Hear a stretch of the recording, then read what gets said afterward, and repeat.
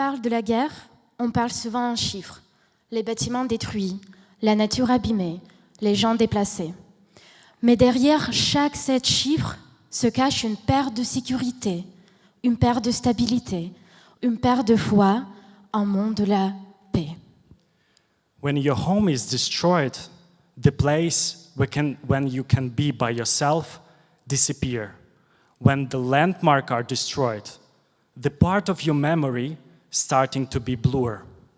But the hardest part is not about buildings, because habitat is not just space. It's our memory, our culture, our roots, the place we belong to. And now we have a question: how we can keep identity when the world is changing? So we start somewhere, anywhere. We respond and resist. We are Arc for UA, Architecture for Ukraine. Arc for UA, it's a French-Ukrainian charity organization founded in 2022 as a response to the urgent need to rebuild. Today we are a network of people with a team ground in Ukraine, working with and for communities, from emergency sites and underground schools in Kherson and Zaporizhia to preservation of museums and Academy of Arts in Lviv and Kyiv. We start working with the local materials. We create interactive map to rebuild green. We document, preserve, and restore, from heritage sites for UNESCO to everyday spaces for living. We do design solutions, La Cantine de Mariupol, housing for displaced people, hospital with APHP, school with the First Lady of Ukraine. We promote innovation, inclusivity, and education. Because rebuilding, it's not only about the structure, it is about conditions for life and dignity, how we can help people when they lost their homes. Architecture is not only about protecting our bodies, but our values, our souls. And here in Paris, we operate a cultural center, Colo, to promote and to exchange with French and Ukrainian architecture and art. Yeah, and here it's become personal. Maria Primachenko, Ukrainian legendary artist whose works inspired Pablo Picasso. She's a symbol of resilience. Her museum in Kyiv region, Bucha, was destroyed by war. But with the 1.5 million euros, you can help keep Ukrainian culture be alive. Arc for UA donne voix à l'identité, à la mémoire et à la culture. Il s'agit de se réancrer. Ensemble, nous pouvons valoriser la culture en danger. Architecture pour Ukraine. Support pour Ukraine. Paix pour Ukraine.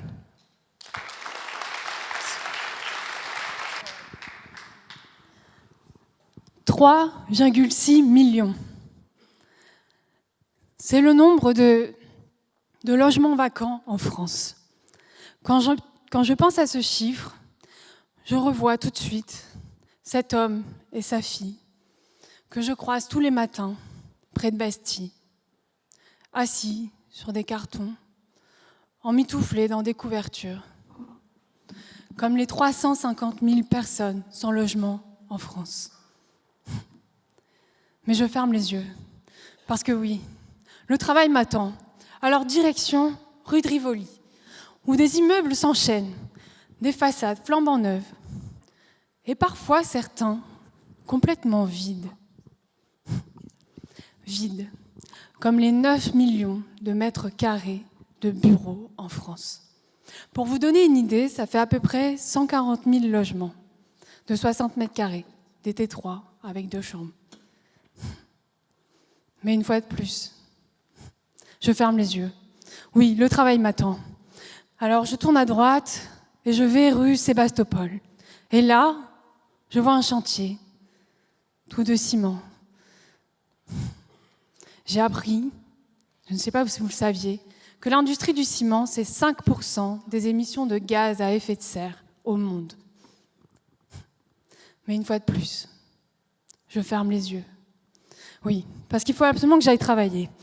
Ça y est, j'arrive, je suis au bureau. Je vais pouvoir enfin dessiner des logements neufs toute la journée. Car oui, je suis Sophia et je suis architecte. Et en fait, ce trajet-là que je viens de vous décrire, je l'ai fait pendant des années. Jusqu'au jour où ce n'est pas mon ordinateur qui a planté, mais c'est ma tête. À ce moment-là, j'ai compris une chose, qu'il fallait que je choisisse. Soit j'arrêtais tout et je partais élever des chèvres dans le Larzac, ou soit, deuxième option, je continuais, mais différemment. J'ai choisi la deuxième option, parce qu'en fait, oui, les solutions existent déjà. Alors, stop. Stop à la construction de bâtiments énergivores, trop chauds l'été, trop froids l'hiver, alors que nous savons construire des bâtiments sobres qui n'ont ni besoin de clim ni de chauffage. Stop à l'extraction de ressources venues de l'autre bout du monde, alors que nous avons sous nos pieds des matériaux sains et naturels. Stop à la construction neuve systématique, alors qu'il y a des millions de mètres carrés, dont je vous ai parlé tout à l'heure, que l'on peut réhabiliter dès à présent. Car oui, en fait, on sait faire tout ça, on a la technique. Le problème, c'est la visibilité. C'est exactement pour ça que j'ai créé Architect. Architect, c'est quoi ? C'est un média numérique qui rassemble aujourd'hui plus de 30 000 personnes sur Instagram et une plateforme en ligne, dans lesquelles je décrypte tous ces sujets. Et je présente aussi des projets concrets, bâtiments en terre, en paille, isolation en béton de chambre, végétalisation des cours, d'écoles et tant d'autres. Parce que oui, je crois profondément que l'habitat ne devrait pas être un produit, que l'architecture n'est pas un luxe. Et parce que artificialiser n'est pas une obligation. Alors cessons aujourd'hui de fermer les yeux et apprenons dès maintenant à construire autrement. Parce qu'en fait, j'en suis convaincue. Construire, c'est aussi décider de la manière dont nous faisons société. Merci.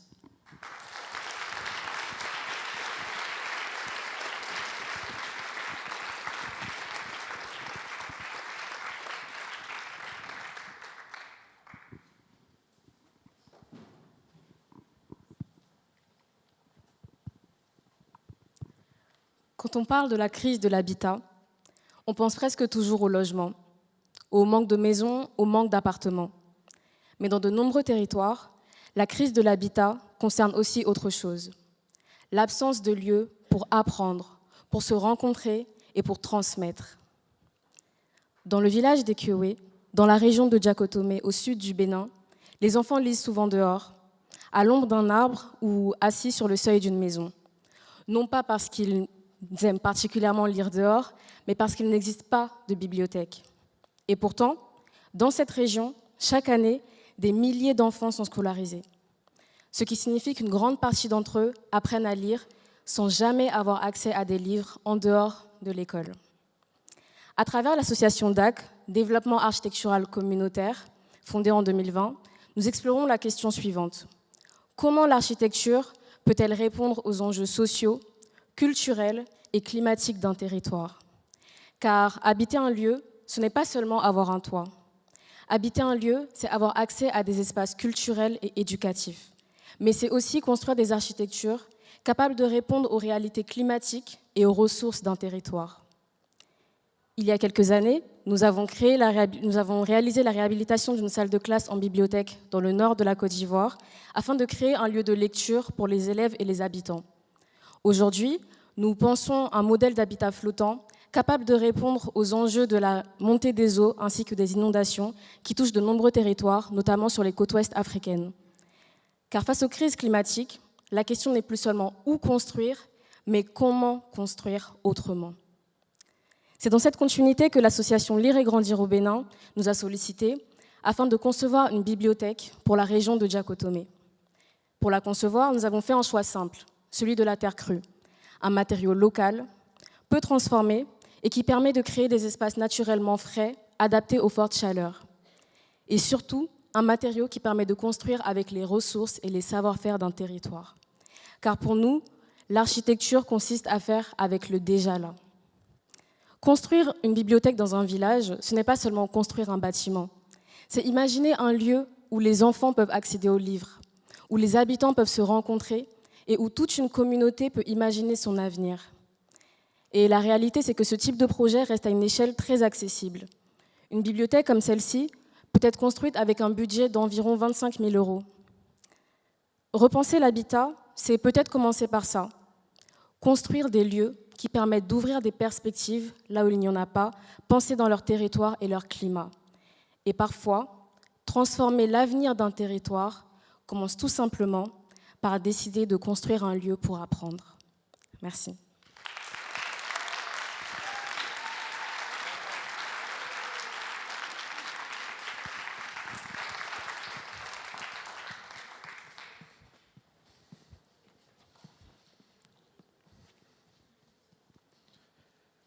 Je vous propose à présent, si vous le voulez bien, de fermer les yeux et de penser à un endroit que vous chérissez. Cela peut être l'endroit où vous avez grandi, un endroit que vous fréquentez au quotidien, peu importe, un endroit où vous associez des souvenirs. Imaginez maintenant que cet endroit, que vous portez haut dans votre cœur, que d'autres personnes, comme des urbanistes, des aménageurs ou encore des politiciens, ne portent pas le même regard dessus, et que par un geste, tout s'arrête. C'est là le drame de la démolition. Si nous vous avons fait faire cet exercice, c'est parce qu'aujourd'hui nous abordons la question de la valeur des lieux, qu'elles soient culturelles, historiques ou sociales. Ces valeurs sont souvent négligées au profit de la valeur économique par les décideurs et décideuses du système de la démolition de bâtiments et notamment de logements sociaux. En effet, en 30 ans, ont été démolis 250 000 HLM, au couvert de désenclaver des quartiers, cachant en réalité des arguments politiques et des enjeux de spéculation immobilière. Ceci intervient dans un contexte où la crise du logement fait que 1,5 million de mal logés sont en attente de logement social. Ces interrogations et inquiétudes que nous portons en tant qu'étudiants en architecture, nous les avons synthétisées dans une exposition accompagnée d'événements qui se déroule donc à notre école d'architecture de Paris-La Villette. Nous sommes Nathan et Yvan de l'association La Ville Verte, une association au travers de laquelle nous questionnons l'architecture par des biais écologiques et sociaux, au travers de conférences, de visites de bâtiments, d'expositions, bref, tout autant d'événements qui nous permettent d'enrichir des débats qui sont ouverts tout autant aux professionnels qu'aux étudiants. Pour vous donner un ordre d'idée, la démolition, si la France était cette salle, elle couvrerait environ 10% d'entre vous. Quand on ne le vit pas, on passe au travers, et quand on en est responsable, on cherche à l'effacer, médiatiquement et matériellement. C'est vrai qu'aujourd'hui, on vous parle dans l'un des monuments les plus beaux et les plus visités de France, mais pourquoi n'en serait-il pas de même pour les grands ensembles de logements sociaux ? Pourquoi ont-ils vu leur réputation changer, alors qu'à leur construction, ils étaient le symbole d'une innovation, le symbole d'une utopie, et le symbole de la pensée des architectes les plus influents de leur génération. Ce sont des logements à bas loyer, la plupart du temps bien situés, dont on cherche à effacer et à remplacer la population. Depuis le début de notre présentation, plus de 100 logements ont été démolis en Europe, en moins de 3 minutes. Cette injustice sociale et écologique nous pousse personnellement à agir grand, ensemble. Merci.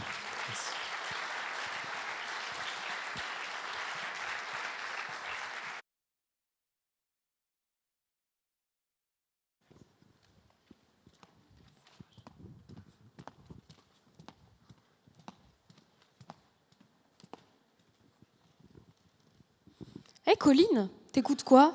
Héloïse, j'écoute un podcast dont la manière dont on habite les villes. Et alors? Là, on écoute par exemple une chercheuse en sciences sociales qui explique quelque chose d'assez simple. Quand on parle d'habitat, on parle très souvent de logement, de mètres carrés, mais beaucoup moins de ce que signifie réellement habiter. C'est vrai, la notion d'habitat, elle se loge dans l'ordinaire, dans nos repères, dans ces petites habitudes qui prouvent comment on habite réellement dans un lieu. Nous sommes le collectif Les Voix de la Ville, un collectif de créateurs et créatrices de contenu indépendants et engagés sur les enjeux contemporains de la fabrique urbaine. À travers nos formats, nous cherchons à ouvrir de nouvelles perspectives possibles. C'est vrai ça, Louise. L'animatrice, elle dit par exemple que les récits ont un rôle énorme à jouer dans la manière dont nous imaginons les villes. Par exemple, moi, quand je m'imagine la ville de nuit, ça me donne un sentiment de peur, alors que ça devrait plutôt m'évoquer la fête, les rencontres, la joie ou même la tranquillité. Les récits qui nous entourent ne sont jamais neutres. Ils façonnent notre vision du monde, ils vont orienter notre manière, notre façon de nous projeter dans l'avenir ou non. Colline, comment est-ce qu'ils décrivent cette ville à imaginer dans ton podcast ? Alors, 300 grammes de sucre, 200 grammes de... Pardon, désolée, j'avais switché d'épisode, j'étais sur un épisode d'une recette de cuisine. Alors, je me remets dedans. Alors, elle parle de ce que pourrait être une ville désirable, une ville où l'on pourrait habiter autrement. Ce serait une ville où on prendrait le temps de s'arrêter, d'observer, d'écouter ce qui nous entoure. Une ville où on se sentirait inclus, en sécurité. Chut, attends, Louise. Je viens de plonger dans un paysage sonore. C'est vrai ça. Contrairement à l'image, le son possède une force particulière. Il ne montre pas directement une scène, il la suggère. Quand notre cerveau entend un son, il convoque des souvenirs et il complète ce qui n'est pas donné. Il imagine l'espace, les matières, les couleurs, les lumières. Autrement dit, il fabrique un monde. Tu sais quoi, Louise ? Écouter ce podcast, ça me donne envie de parler avec différentes personnes. Je pense à mes amis, mais même des spécialistes. Je pense que ça me rassurait au fond et j'aurais le sentiment que tout semble possible. Ça tombe bien, ces rencontres, elles existent déjà. Tous les ans, en janvier, avec le collectif, nous organisons le festival Les Voix de la Ville. Un moment justement pour rencontrer, échanger et débattre avec des chercheuses, des chercheurs, des artistes ou encore des habitants. Waouh, mais donc ce podcast que j'écoute n'est que le début de quelque chose. On se voit l'année prochaine alors.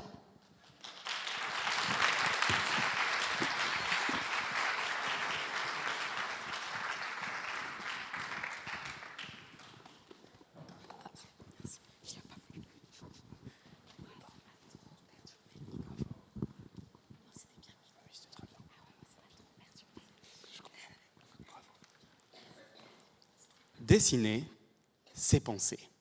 Et ça, c'est quelque chose de sacrément chouette. Si je vous demandais maintenant de me dessiner, ici, maintenant, eh bien, il est fort possible que vous reteniez un peu plus cette présentation qu'une autre. Si maintenant, je vous demandais de me dessiner avec cette salle, cette scène, eh bien, il est fort possible que vous vous mettiez à voir ces grilles perforées pour l'acoustique, ou que je fais 1/6 de l'écran, par exemple. Dessiner, c'est penser, parce que dessiner, c'est observer de la pointe de son stylo. Et observer, eh bien, c'est comprendre. Imaginez maintenant que vous soyez devant chez vous ou sur la place de votre village. Vous vaquez à vos occupations du quotidien et vous me voyez assis là, à dessiner. Eh bien, je suis prêt à parier que vous allez devenir très très curieux. Qu'est-ce que je fais là ?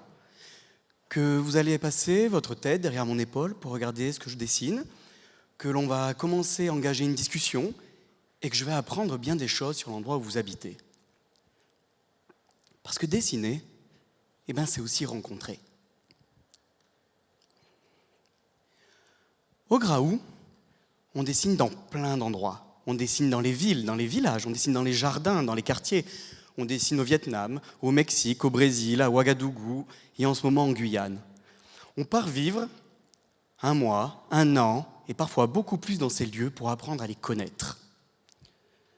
On dessine pour observer et pour comprendre les pratiques habitantes qui transforment la ville, ses espaces, son quotidien et ses usages. On dessine aussi pour observer tous les systèmes, toutes les ingéniosités qui sont souvent low-tech et vernaculaires et qui arrivent à transformer ces territoires face au changement climatique. Toutes ces choses, toutes ces pratiques, eh bien on les documente. On les récupère et on les intègre dans les projets d'architecture, d'urbanisme et de paysage qui façonnent et transforment les territoires de demain. Le design nous sert aussi à communiquer. Et notamment, on transforme toutes nos recherches en BD pour représenter ces usages, mais aussi les spatialités, et puis pour raconter toutes ces choses.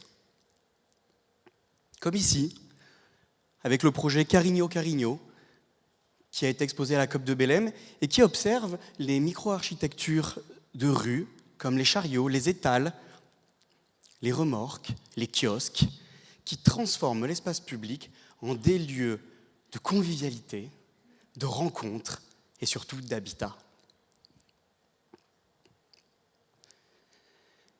Dans la démarche scientifique, on questionne, on raisonne et puis on conclut. Et bien souvent, on oublie un peu la question qu'on s'était posée au départ. Dans la démarche artistique, c'est l'inverse. On observe, on s'intrigue, on a une sorte d'obsession, et puis on finit par poser des questions. Au Graou, on croit que la démarche artistique permet de pallier les limites de la démarche scientifique. Et dans un monde qui nous semble rempli de certitudes, eh bien on essaye d'être des fabricants de questions.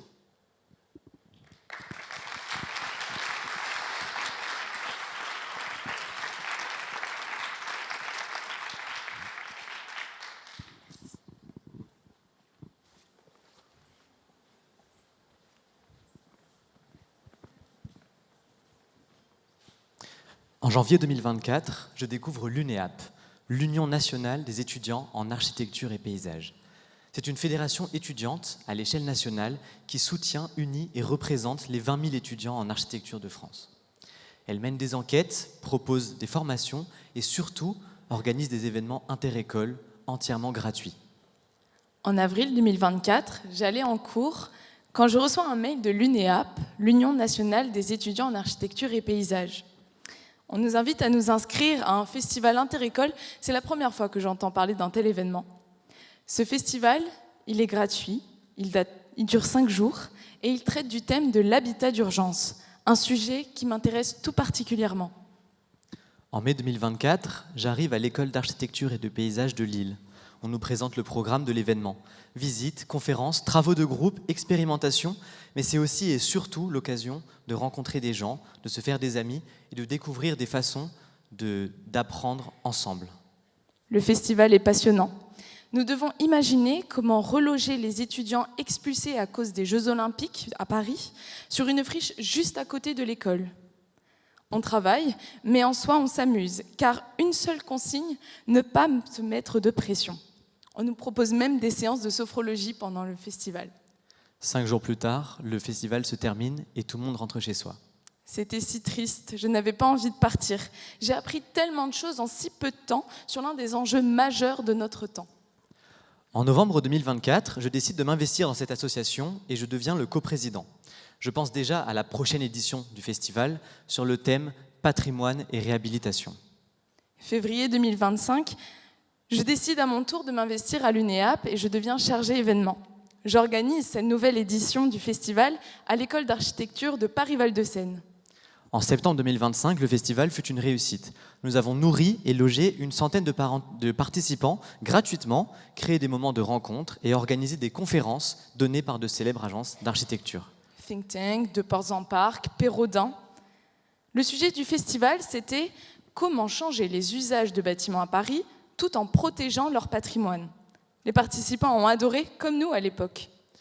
Cette année, en 2026, je suis toujours président. Et je suis devenue, pour ma part, secrétaire générale de l'UNEAP. Et avec notre équipe, nous travaillons actuellement sur la 17e édition du festival architectonique. Une édition qui se fera pour la première fois hors des murs d'une école d'architecture. Fin avril, donc, une centaine d'étudiants en architecture, en paysage, en urbanisme et en géographie se retrouveront à Tours pour parler d'un enjeu majeur, d'un autre enjeu majeur, la nature qui reprend ses droits sur la ville. Nous imaginerons donc une utopie où le fleuve rentre dans la ville, où les humains réapprennent à mieux cohabiter avec le vivant, les pieds dans l'eau ou sur des bateaux. Alors venez nous rencontrer, car le festival architectonique, ATK pour les intimes, c'est travailler, échanger et rencontrer des gens autour de thèmes aussi importants que l'écologie, le vivant, l'habitat et le partage. Merci beaucoup. Merci beaucoup.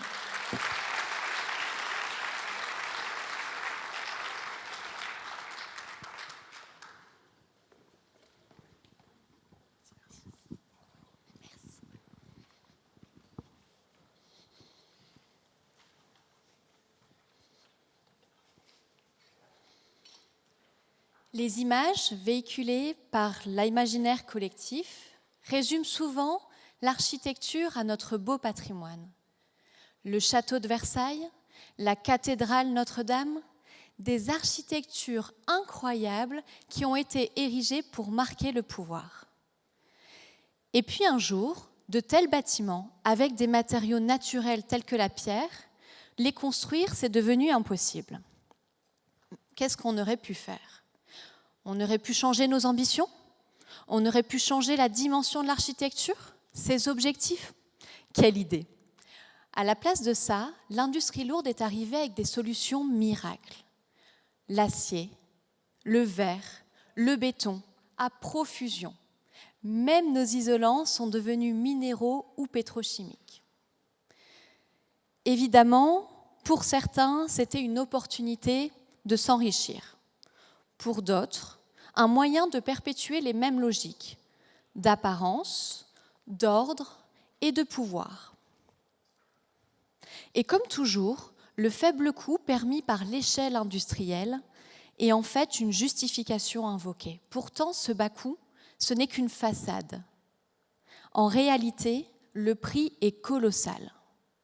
Imaginez, il faut 300 kilos de nature pour fabriquer 10 kilos de produits industriels. Pour une dalle béton de 10 mètres carrés environ, c'est l'équivalent en empreinte carbone d'un aller Paris-Athènes en voiture.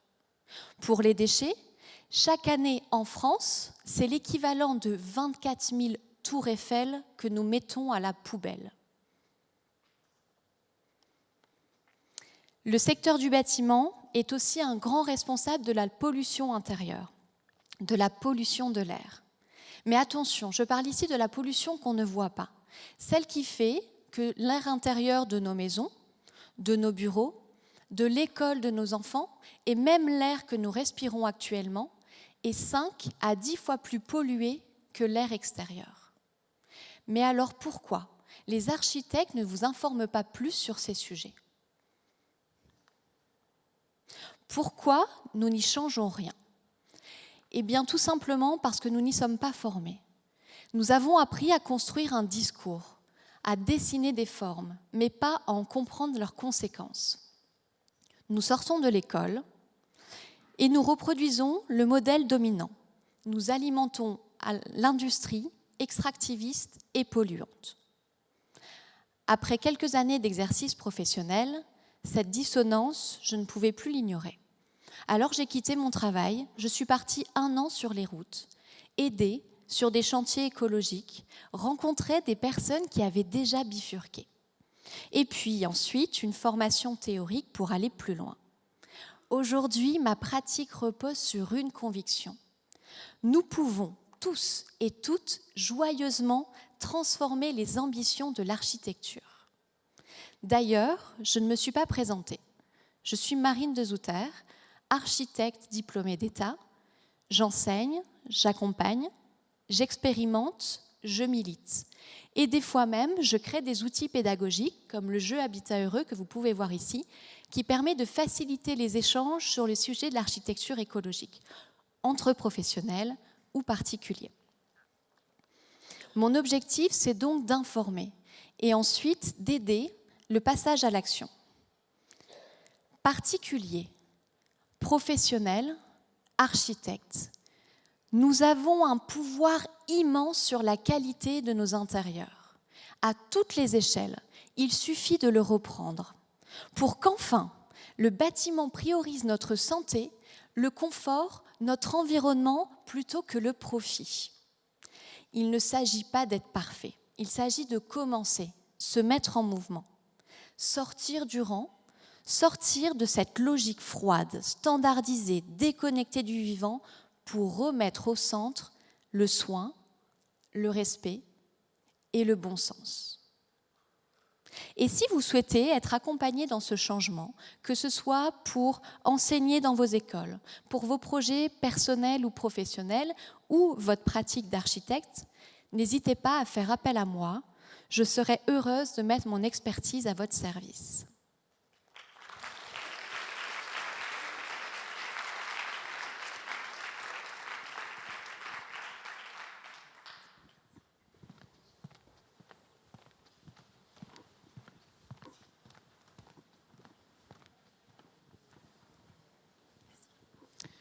En école d'architecture, on apprend l'histoire, la théorie, la technique, la sociologie, l'esthétique. On apprend à observer, à analyser et à concevoir l'architecture. Les disciplines sont nombreuses et les savoirs multiples. Et cette richesse, nous la revendiquons. En 2023, nous avons vécu des mobilisations étudiantes. Pour la première fois, et dans presque toutes les écoles d'architecture de France, nous nous sommes retrouvés pour parler d'écologie, de pédagogie, de responsabilité et de l'avenir du métier. Mais surtout, on parlait d'architecture comme d'une question politique. Notre collectif, Les Causes Heureuses, est né à la suite de ce mouvement étudiant. Parce que nous pensons que l'architecture n'est jamais neutre. Les conditions de sa production sont politiques, tout autant que l'acte d'habiter. Notre objectif est de créer des espaces de rencontre. Des espaces où l'on peut construire une pensée critique, développer un regard politique sur des sujets qui relèvent tout autant de sujets d'actualité ou de grandes thématiques transversales, comme l'écologie, l'économie, le féminisme ou l'approche décoloniale. La plupart du temps, nos rencontres prennent la forme de tables rondes et nous essayons au mieux de favoriser une certaine horizontalité entre les invités et le public, de sorte à ce que l'échange soit réellement partagé. Pour donner quelques exemples, nous avons récemment discuté des impacts écologiques du béton et plus largement de la responsabilité qu'implique aujourd'hui l'acte de construire avec Léa Hobson. Nous avons également abordé les logiques d'entre-soi des classes dominantes et la question de la ségrégation socio-spatiale avec la sociologue Monique Pinson-Charlot. Nous avons aussi parlé du rôle de l'architecte dans les territoires de lutte, comme celui de l'A69, avec l'urbaniste Karim Layani et plusieurs militants. Le collectif est aujourd'hui composé en majorité de jeunes diplômés et nous commençons à investir d'autres lieux que notre école, comme des tiers-lieux ou des librairies.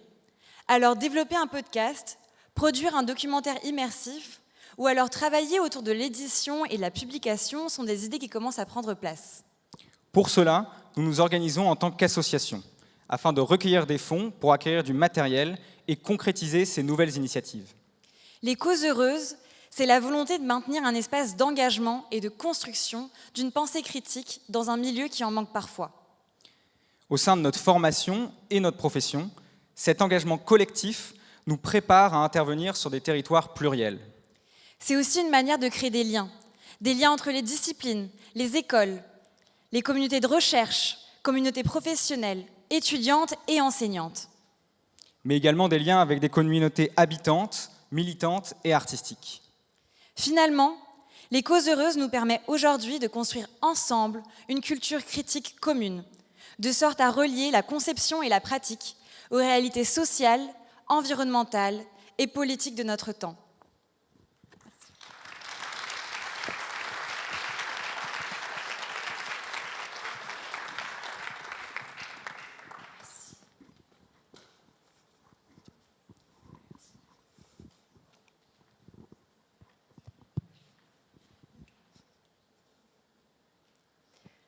Qu'est-ce que pour vous un porte-bonheur ? Je crois que quand on invoque la chance, on invite à soi l'espoir et la joie. Et on est joyeux quand on peut être dans la transformation, le mouvement, la célébration. La joie, c'est quand on se sent capable. La tristesse, au contraire, s'installe quand on ne se sent pas capable de changer des choses. Cette incapacité, cette frustration, cette tristesse, on la rencontre dans les endroits de pauvreté. On le sait, la précarité économique engendre des violences sociales, augmente le racisme, les violences faites aux femmes, aux enfants, suscite l'isolement et le validisme. En France, elle ne cesse d'augmenter depuis 2020 et compte tenu d'une extrême droitisation du penser en société aujourd'hui, ces violences augmenteront encore, car la pauvreté aussi. Ce sont souvent les habitants des quartiers prioritaires qui sont les plus victimes de ces violences. À Besançon, par exemple, c'est le cas du quartier de Planoise, dans lequel, grâce à l'association Juste Ici, j'ai mon atelier. J'y travaille à la réalisation d'œuvres collectives pour l'espace public. Le projet que je vous présente ici est un projet qui est pensé avec les habitants d'un immeuble et pour leur immeuble. C'est un projet de fresques et de création collective de céramique qui parlent de leurs histoires liées au lieu, mais aussi de leurs idées de ce qu'est peut-être pour eux un porte-bonheur. Pendant un mois, avec l'association, nous sommes en bas de l'immeuble, nous rencontrons les gens. Ensuite, nous réalisons en céramique avec eux des céramiques sous la forme de carreaux ou de gargouilles. Ensuite, je les cuis, puis nous les posons dans l'espace public avec les habitants avant de réaliser tout autour une fresque collective qui met en valeur ces céramiques.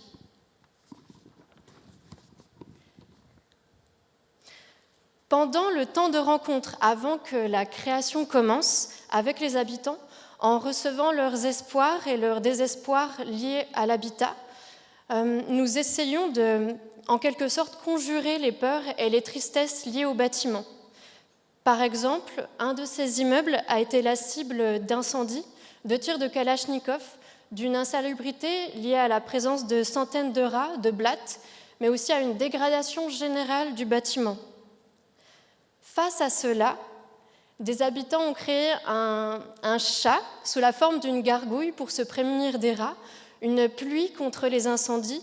Il a été peint une colombe contre les armes et pour la paix, mais aussi d'autres symboles, d'autres images qui peuvent appartenir finalement aux habitants, comme par exemple il y a été fait des mains en céramique sur lesquelles on peut voir des symboles kurdes qui parlent du soleil, et puis d'autres images comme des attrape-rêves, des cœurs, un arc-en-ciel, des trèfles à 4 feuilles, et autant d'images qui nous embarquent et qui génèrent avec elles une sorte de magie collective, une joie.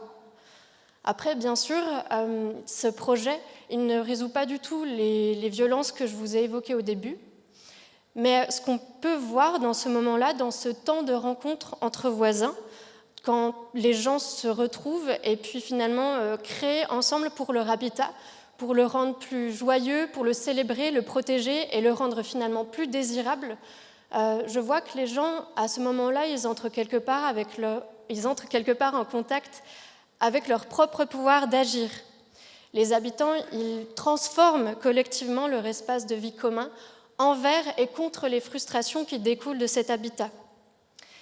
Je pense que c'est aussi un moment où ils y portent leurs récits, leurs émotions, et ils deviennent ainsi, à cet endroit-là, capables de générer de la vie.